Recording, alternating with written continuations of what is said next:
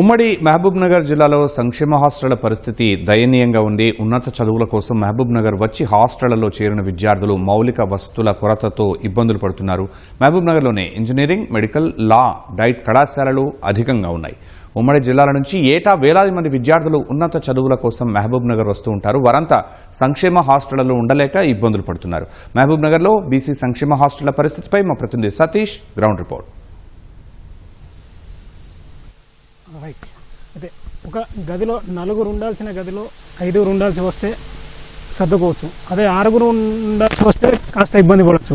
కానీ 8 మంది ఉండాలంటే ఆ వస్తువులు అయితే తప్పదు. అది 1-2 రోజులు కాకుండా రోజు అలాగే ఉండాలంటే ఆ ఇబ్బందులు అయితే మామూలు విషయం కాదు. అయితే మహబూబ్నగర్ ఉమ్మడి పాలమూరు జిల్లాలో మహబూబ్నగర్లోనే ఇంజనీరింగ్ కాలేజీలు కానీ, డైట్ కాలేజు, లా కాలేజు కానీ, డిగ్రీ జూనియర్ కళాశాలలు కూడా అంటే ఉమ్మడి జిల్లా వ్యాప్తంగా కూడా ఎక్కువ విద్యా సంస్థలు మహబూబ్నగర్ జిల్లాలోనే ఉన్నాయి. సుమారు ఏటా ఇక్కడ ఉన్నత చదువుల కోసం 20,000 మంది విద్యార్థులు మహబూబ్నగర్కి వచ్చి ఇక్కడ ఉండి చదువుకుంటూ ఉంటారు.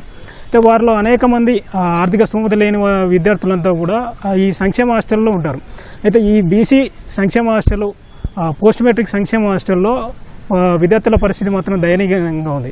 సుమారు 200 మంది సామర్థ్యం ఉన్న హాస్టల్లో 392 మంది ఉంటున్నారు. అంటే దాదాపుగా రెట్టింపు 400 మంది ఉంటున్నారు.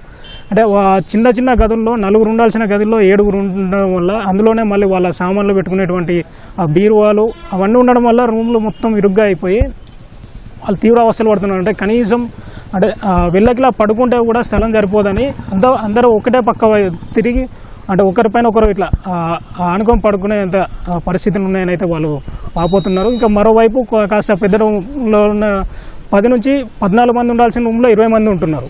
అంటే ఒకరి తలవైపు ఒకరు కాలు పెట్టుకోవడం అట్లా అంటే అంతటి తీవ్రమైన పరిస్థితుల్లో అయితే విద్యార్థులు ఉన్నామని వాపోతున్నారు. ఇంకా మరోవైపు బాత్రూంల సంగతి చూసుకుంటేనైతే సుమారు దాదాపు 400 మందికి గాను ఉన్నాయి. 9 స్నానాల గదులు, వాష్రూమ్లు అంటే 2 బాత్రూమ్ 2 కలిపి కూడా 9 ఉన్నాయి. అంటే సుమారు ఒక్కో విద్యార్థికి అంటే ఒక్కో వాష్రూమ్కు 40 మంది. అంటే ఉదయం అందరూ 9-10-9:30 లోపల అయితే వాళ్ళ విద్యాసంస్థలో వెళ్లాల్సిన వాళ్ళు కనీసం 4 గంటలకు లేచి కానీ రెడీ అయితే కానీ అందరికీ సరిపోయే పరిస్థితి లేదని వాళ్ళైతే ఆవేదన వ్యక్తం చేస్తున్నారు. ఈ వాష్రూమ్ల పరిస్థితి ఇట్లా ఉండగా ఇంకా అటు బట్టలు పిండుకోవడానికి కానీ, అటు కిచెన్, డైనింగ్ హాల్ కానీ అది లేకపోవడంతో అక్కడ కూడా అయితే అంటే వాళ్ళకి అడుగున బీసీ సంక్షేమ హాస్టల్లో ఏంటంటే అడుగుకో అవస్థ గదికో సమస్య అన్నట్టుగా అయితే వాళ్ళ పరిస్థితి ఉన్నది. అక్కడ వాళ్ళు బట్టలు వినుకోవడానికి సరిగ్గా అంటే ప్లేస్ వాళ్ళకి లేకపోవడం, ఇటు డైనింగ్ హాల్ కానీ, అటు స్టడీ హాల్ కానీ ఏది లేకపోవడంతో అదే రూమ్లో అంటే ఒకరు తినడం, ఇంకొకరు చదువుకోవడం, ఇంకొకరు ఏదో ఫోన్ చూడడం ఇట్లాంటివి అంటే అన్ని ఇబ్బందులు పడుతున్నారు. ఇంకా మరోవైపు అయితే బీసీ సంక్షేమ హాస్టల్లో అంటే పైన ఓన్లీ రేకుల రూమ్లో అంటే రేకుల రూమ్లు వేయడం వల్ల అవి ఎండ వేడి ఉక్కపోతకు ప్లస్ మళ్ళీ దాని సామర్థ్యాన్ని మించి ఎక్కువ మంది విద్యార్థులు ఉండడంతో అల్లదల్లే వాళ్ళకు ఉక్కపోత భరించలేక ఫ్యాన్లు ఉన్నా కూడా అవి లేని పరిస్థితి ఉన్నది. ఆ ఉక్కపోతలోనే పడుకుంటున్నాం, ఇటు దోమలు కుడుతున్నాయని అయితే ఇబ్బందులు పడుతున్నామని అయితే విద్యార్థులు ఆవేదన వ్యక్తం చేస్తున్నారు.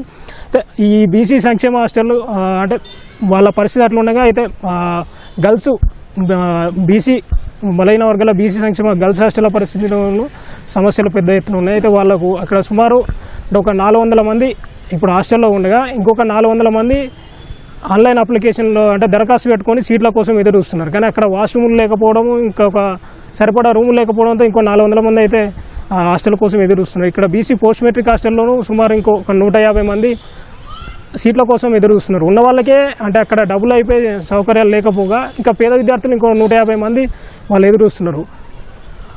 అటు అయితే పోస్ట్ మెట్రిక్ అంటే ప్రీ మెట్రిక్ గర్ల్స్ బాయ్స్ హాస్టల్లోనూ ఇదే పరిస్థితి ఉన్నది. అయితే మొత్తంగా సీఎం రేవంత్ రెడ్డి విద్యపై ఫోకస్ పెడతానని చెప్తున్న నేపథ్యంలో సొంత జిల్లాలో అంటే బీసీ విద్యార్థులకు మిగతా వాళ్ళలాగానే ఒక సొంత భవనం ఉంచి అందులో స్టడీ హాలు, డైనింగ్ హాలు అన్ని రకాలుగా కట్టించి సొంత భవనం ఇస్తే తమకు ఇబ్బందులు తప్పుతాయని అయితే బీసీ సంక్షేమ హాస్టల్ విద్యార్థులు కోరుతున్నారు. ఇది ఇక్కడి పరిస్థితి, తాజా పరిస్థితి.